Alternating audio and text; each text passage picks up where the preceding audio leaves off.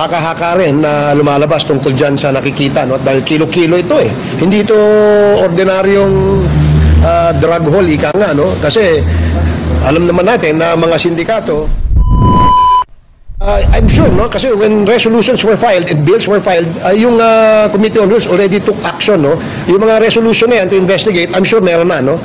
Siguro yung schedule lang ng committee that will hear itong mga resolutions na ito. But bills, yes, I'm sure the bills are already filed, and siguro I don't know if they have already started discussing and deliberating on this on the committee level. Siguro maaari. Oh.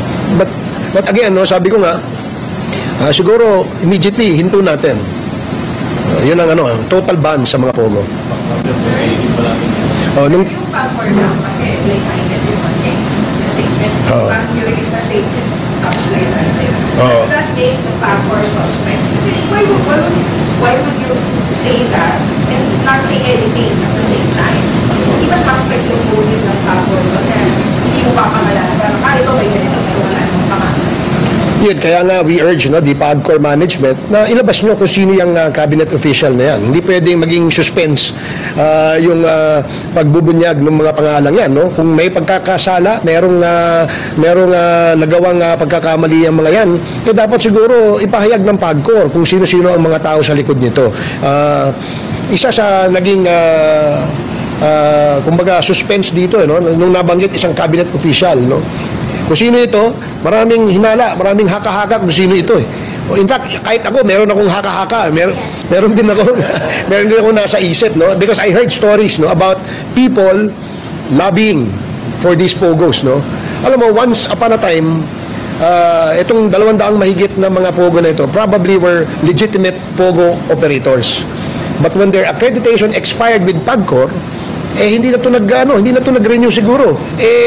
Nakita naman natin ano yung mga building na kung saan sila nag-invest, no? Hindi ito birong investment, no? Yun lang sa Banban. Kung hindi ako nagkakamali, billion siguro yung halaga nun.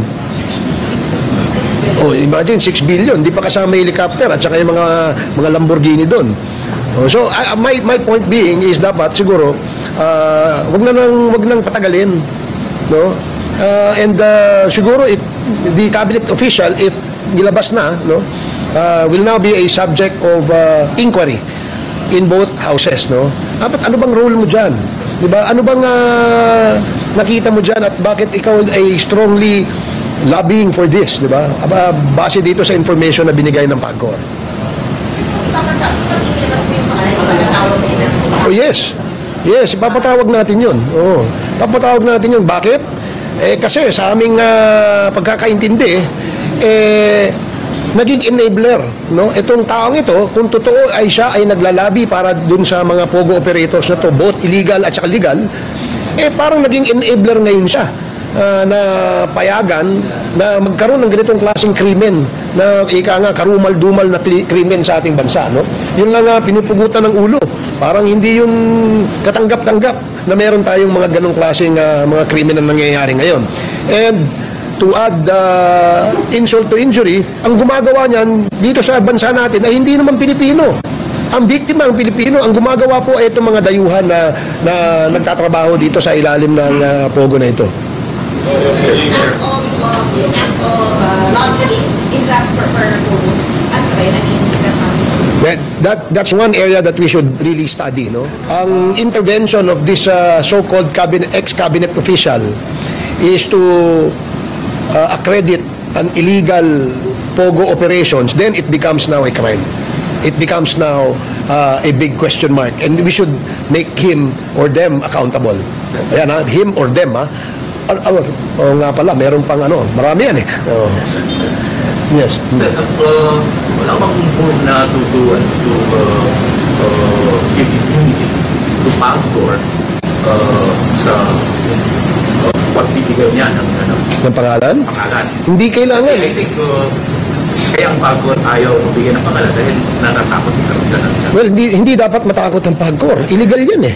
Diba? Illegal yan. Dapat, total, ang nagumpisa na mag-reveal yan ay sila rin, galing sa kanila information, it's now probably high time to name it, to name them, or name him, or name her, whatever.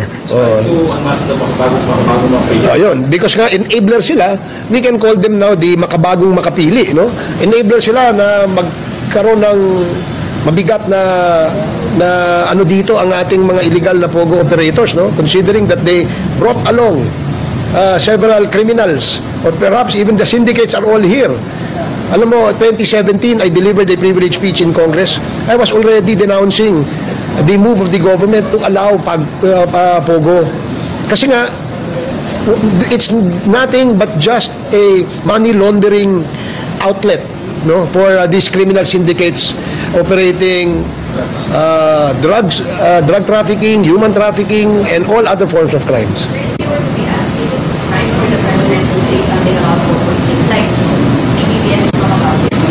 Well, now that it has cost a lot, no?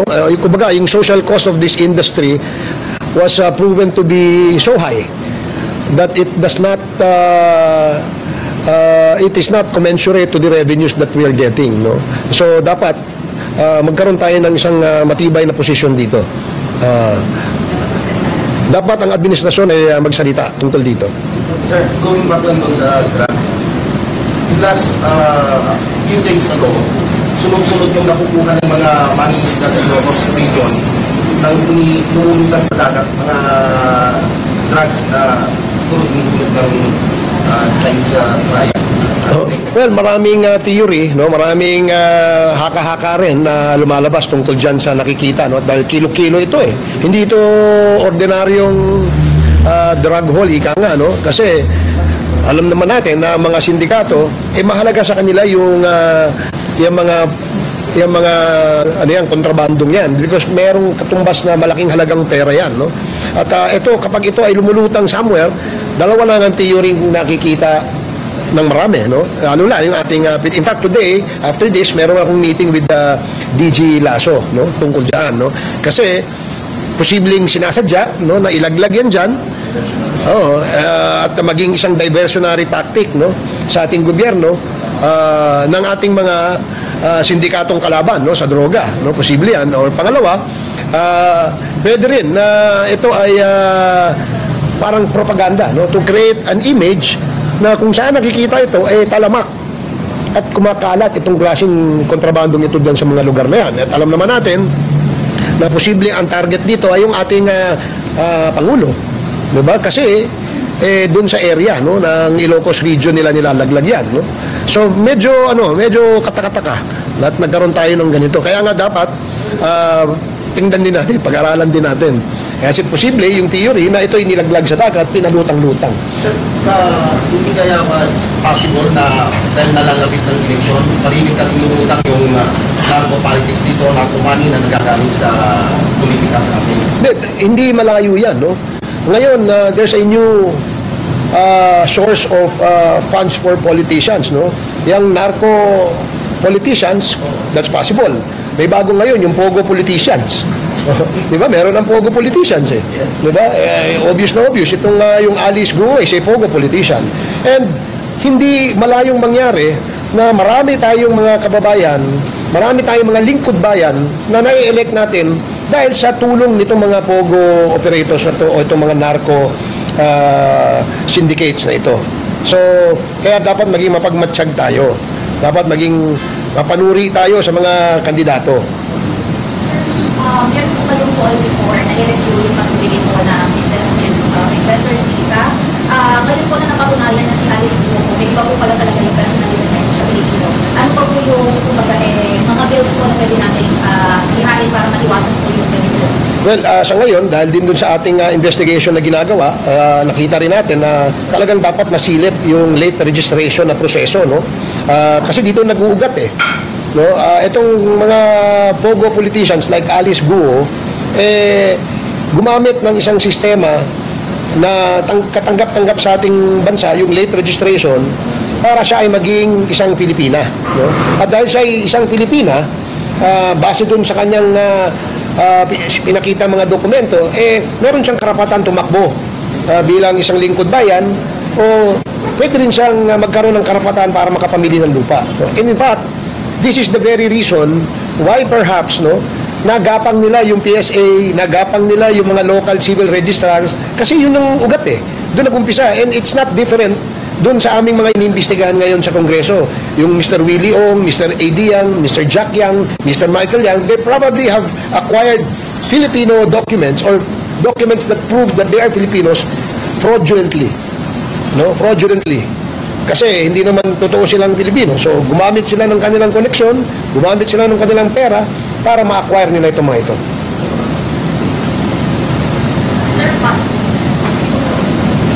Sir, Nationalista Party, kaya sila po kayo nakaset under political parties na with the recent pronouncements po ni VP Sara Duterte maybe siguro yung napapakalas sa Philippine laban. Ano po yung naging usap-usapan natin with our alliance regarding this threatened ba ang alliance or even just national? Well, sa Nationalista Party, now we are in the process of firming up yung alliance between the Nationalista and the Partido Federal ng Pilipinas, yung PFP. This is a party, as we all know, headed by our president, and we would like to align with them in order that we can show and manifest the support of the party sa lahat ng programa ng ating Pangulo. Sa pagbababa, bago matapos itong buwan na to, magkakaroon kami ng signing of the alliance between the NP at saka yung PFP. Alam naman natin, ilang buwan na lang, magkakaroon na ng eleksyon, yung midterms. At dahil dito, mainit na usapin yung palitan ng partido, alyansa ng mga partido. But bottom line is, ang aming partido ay naniniwala na dapat suportahan ang ating Pangulo sa kanyang partido nang sa ganon isa lamang po yung direksyon o adhikain ng aming partido sa adhikain ng ating Pangulo.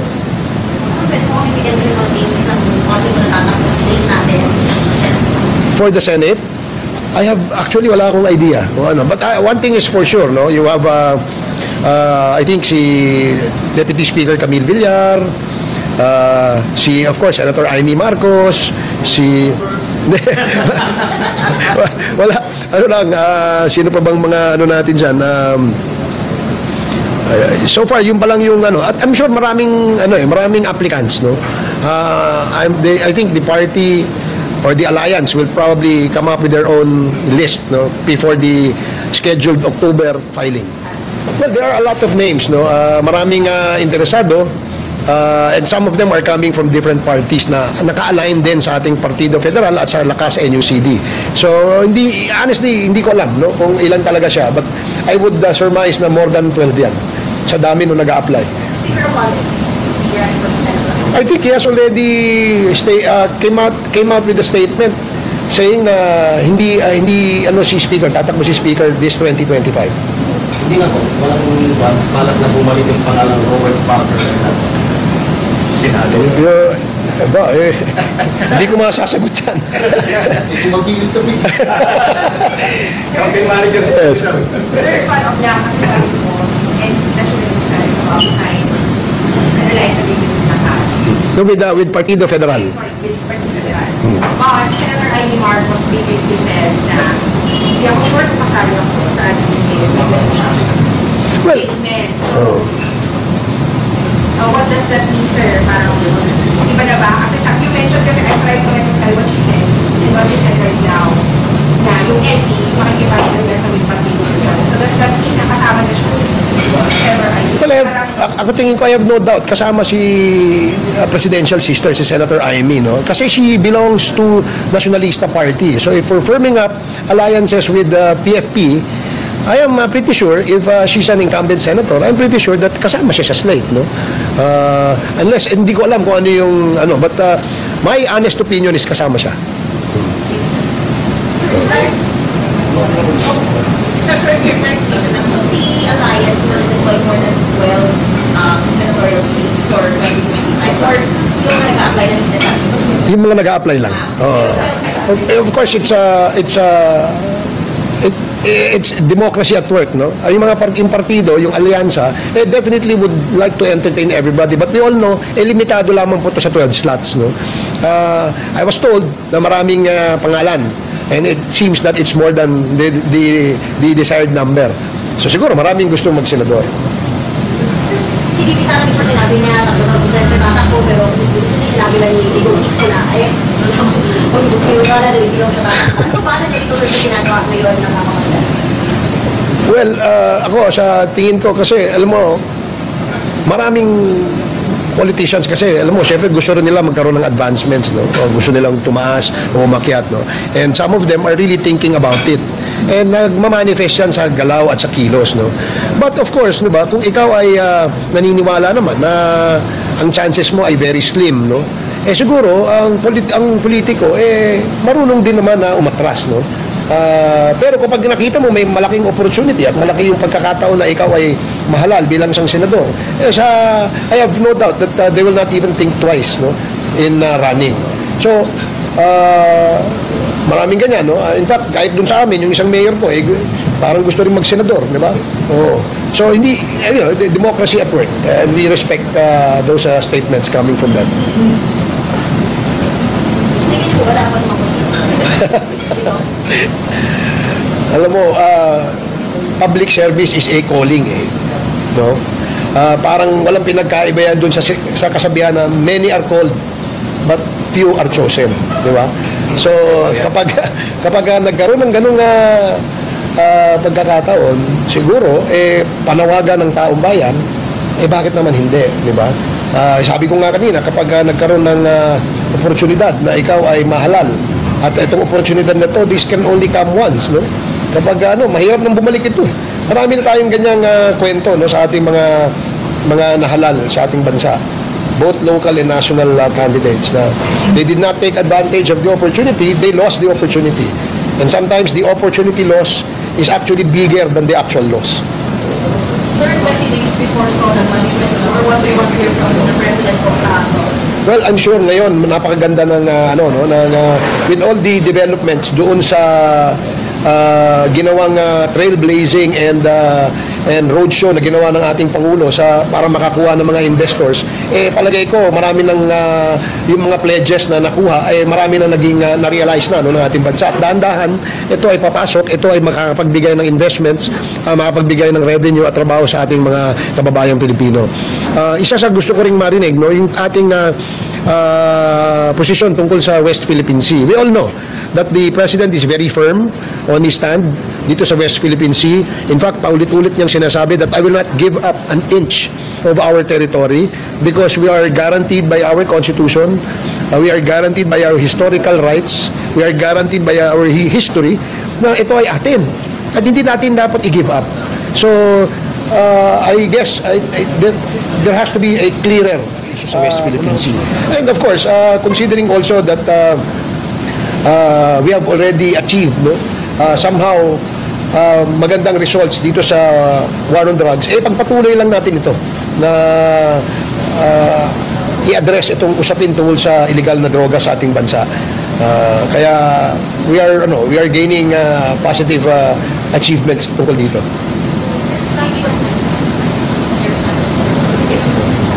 May plans? May plans? Honestly, I still don't have any plans at the moment. But I'm open to several options. No? If the leadership will ask me to help, I will not think twice. I will help. If the administration would want me to help in my own capacity, which probably they believe in, I will be more than willing to help. Ito naman po ay para sa bayan. Regarding po ulit sa improve sa iyong programs, kasi sir sa mga comment section, kadalasan yung mga story na social media, hindi mga nakakapansin o may mga nagsasabi na kapag issue na sa China, parang ang global nyo, parang somewhere even position sa Ethiopia now, matulog ko sila parang border like this, kasi we're talagang concerned for our national. Alam mo, maganda natanong mo yan Kasi I've been addressing that question. Kasi I've been branded as a xenophobic no? Sabi ko, hindi ako xenophobic. Ang aking kinagagalit dyan sa mga Sinos o sa mga Chinese, yung mga illegal na Chinese dito. Yung mga nagdadala ng droga, yung nangingidnap, yung mga human trafficking, yung mga nagma-money laundering, yung mga namumugot ng ulo, yung mga nagma-murder, dyan ako galit. No? And that's not xenophobic.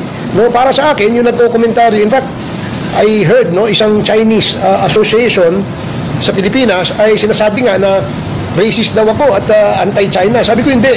Kayo nga dapat, dahil Filipino-Chinese kayo, magsalita kayo tungkol dyan sa kalokohang ginagawa ng mga mainlander Chinese dito sa atin. Diba? Bakit parang tahimik sila? Ngayon, does that mean they're not xenophobic? So again, balik ko yung question sa kanila, no? Dapat panahon na magsalita kayo ngayon. Labanan nyo yung mga Chinamen na nagdadala ng basura dito sa ating bansa. Yung nangaagaw ng ating West Philippine Sea. Dapat nga magkukomentaryo sila dyan eh. They seem to be conspicuously silent about the issue. Wala ako naririnig na yung Filipino Association dito ay nagko-comment tungkol sa West Philippine Sea. Bakit?